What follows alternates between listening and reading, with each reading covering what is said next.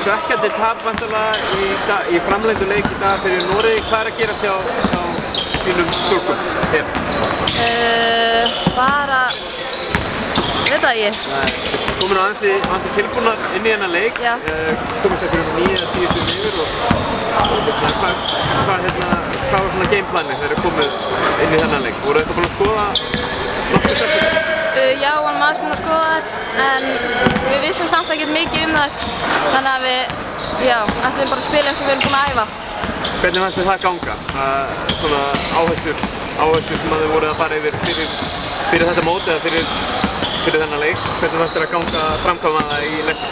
Það gekk nokkuð vel, en við breyttum aðeins til dæmis skiptum á skrínum og svona.